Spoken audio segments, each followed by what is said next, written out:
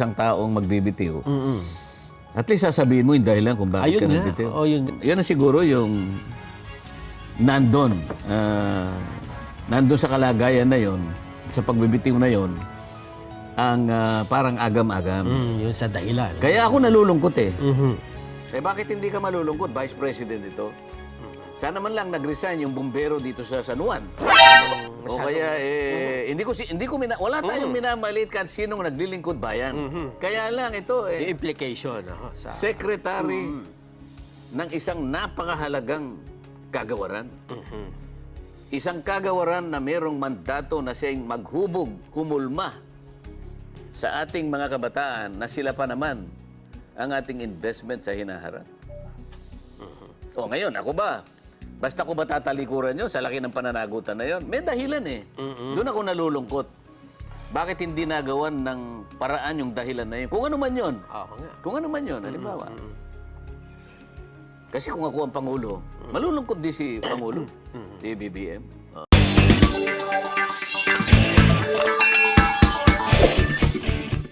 Alright, welcome back mga guys to my channel, and today another video mga guys, patungkol dito sa kay BP Sarang pagbibitiw. Ito si Congressman Marcoleta, nalulungkot, talagang nalulungkot, marami ang nalulungkot sa pagbitiw po ni Inday Sara sa kabinete ni Marcos. Yan. At marami na po nangyayari mula po nagbitiw, ang dami ng mga spekulasyon, yung mga kampo ni Tamba, meron ng mga emergency meeting. Ayan. Nag-aalboroto ang oposisyon. Dahil sabi ni Harry Roque na si BP Sara na ang bagong leader ng oposisyon. Ngayon, nag-aalboroto yung Makabayan Black at kasama pa itong si Lagman. Sabi nila, hindi raw pwede. Kasi sila daw yung original na oposisyon. At sabi naman ni Banatbay, na ano ba ang definisyon ng oposisyon? Di ba dapat laging nag-uupos? Ngayon, sa sitwasyon dito kay administrasyon ni Marcos, wala man tayo masyadong naririnig sa mga kampo nila ni Makabayan Black at itong si Lagman at itong si Dilima. Sabi nila silang oposisyon pero wala tayong naririnig. So ngayon, ang laging nag-uupos itong grupo ng Maisog. So, ngayon, medyo nag-aalboroto sila dahil gusto nila na sila pa rin yung oposisyon. Itong si Harry Roque,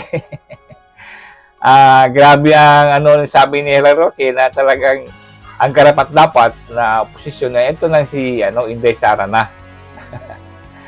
Para sa akin naman, will it matter kung oposisyon o hindi?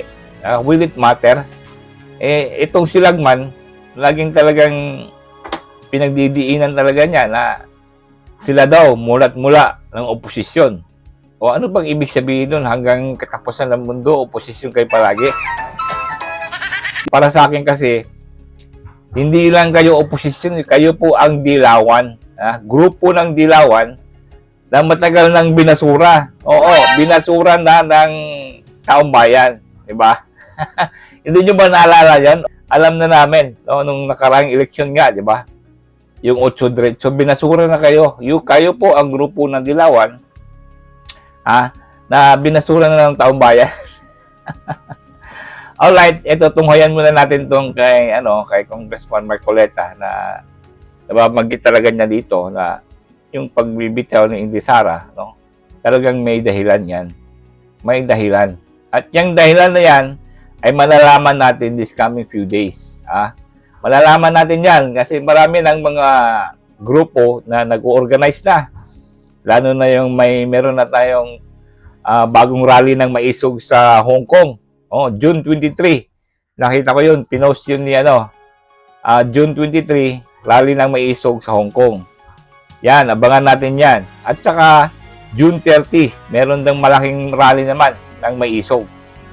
Yan, siguro baka susulpot si BP Sara dyan, hindi natin alam. So, yan ngayon ang pinangangambahan ng administrasyon. Alam ko, medyo talagang natataranta. Yung mga tambalos-los. Alright, panoorin muna natin ito kay Congressman Marcoleta. Vice President dito, at tayo ay nangampanya at tuluyang nagwagi sapagkat palagay ko tiningala ng tao yun. Siguro sabi ng tao, mukhang maganda ito. Ang isang tandem na ang pagkakaisang kanyang nilalayon ay makabubuti para sa ating bansa. Sa makatwid, kung makikita mo yung boto na bumuhos, halos magkapareho sila eh. Aha.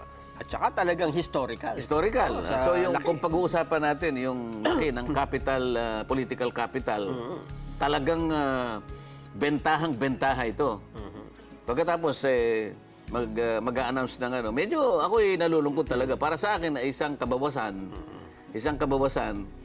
doon sa maaring sa maaring magawa ng ating Pangulo. Iba na yung magkasama kayo, naman. di ba? Oo. Kasi tingnan mo, hindi naman hindi naman departamentong maliit ito eh. Oo. Nagkataong Department of Education ito eh. Hindi ko minamaliit yung ibang departamento, pero nagkataong ito hindi lamang sa laki, kung hindi yung magnitude ng kanyang responsibilidad. Ayun nga. Ang ating mag-aaral ang pinag-uusapan eh. Ang ating kabataan na sila ang ating kinabukasan. Oo. Ikaw ang maghuhulma sa mga ito. Napakalaking napakalaking responsibilidad ito, kung hindi man yung pinakamalaking responsibilidad. Pagkatapos bibitaw ang ating pangalawang Pangulo. Nalulungkot ako sapagkat negative yun kaysa sa positive. Lahat ng negative nakakabawas. Aha. Kung ang pag-uusapan ay yung effectiveness ng isang pamamahala. Kasi, di ba, pagka positive, lahat tayo nagkakaayon-ayon, nagkakasundo. So, ang tanong mo sa akin, anong basa ko, Bakit nagkaganon? hindi, tanong mo sa akin, anong masasabi mo? Ako'y nalulungkot. Kasi ang pagkakaiba lang kung kumpara doon sa mga ibang mga biglang nagbibitiw at iniiwan ng gabinete, this time may parang hindi may transition na 30 days personal na pumunta ng Malacanang, nagpaalam, hindi katulad ng mga iba na basta na lang umaalis ko. Kasi nga, sa akin palagay, alam niya yung alam niya yung pananagutan ng pagkakaisa eh. Sa tingin ko, ayaw niya sana yun eh. Oo. Kasi kung talagang halimbawa, talagang may pinagmulan na ba't pa ako pupunta ron, di ba? Oo nga. Sa akin palagay, talagang formal niyang kinikilala na yung pagsasanib ng dalawang puwersa na yun ang naging bahagi at naging factor kung ba't nanalo silang dalawa. Naisip niya rin yun. At sa aking palagay, wala naman siguro silang samaan ng loob. Wala nga dahil Yun ang aking palagay. Nagpaalam ng mga, tsaka doon sa kanyang pananalita. Wala naman siyang sinabi na, ikaw naman kasi. Wala namang sisihan na ganun eh. Wala nga ho. Di ba? So, bakit hindi ka malulungkot? Ano ba? Kalungkot nga. Dapat sana naging malaking bahagi rin siya na sa ikatatatag pa natin bilang isang bansa. Well, naitanong ho namin yan kahapon Kanino? sa ating mga kababayan, sa aming Vox Populi, kung tama nga ba yung ginawa ni BP Sara na pagbibitiw. Sabi naman ng mga sumagot, Tinanong ninyo? sa Vox paano ang pagtatanong Vox niyo? Populi, kung tama ba ang ginawang pagbibitiw ni BP Sara Inday sa gabinete. Ang sabi naman ng mga sumagot, siguro tama na. Tama na rin dahil personal choice niya yun, Kong.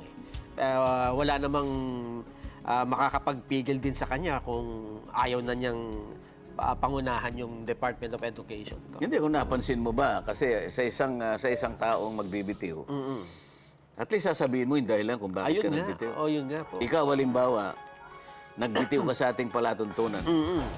Sa tagal ng pagsasama natin dito, basta ka na lang magsasabi na ako po ay sa akin pong kaligayahan, sa masasayang pangyayari po na nagaganap sa aming samahan dito sa SGM, napag-isip-isip ko pong ako'y kailangan umalis na. Aha. Hindi ka pa magpapaliwanag kung bakit ka alis, napakasayang pagkatapos alis ka. Ngayon, yun ang siguro yung nandun sa kalagayan na yon, sa pagbibitiw na yon, ang parang agam-agam. Yun sa dahilan. Kaya ako nalulungkot eh. Bakit hindi ka malulungkot? Vice President ito. Sana man lang nag-resign yung bumbero dito sa San Juan. Wala namang O masyadong- kaya wala tayong minamalit kahit sinong naglilingkod bayan.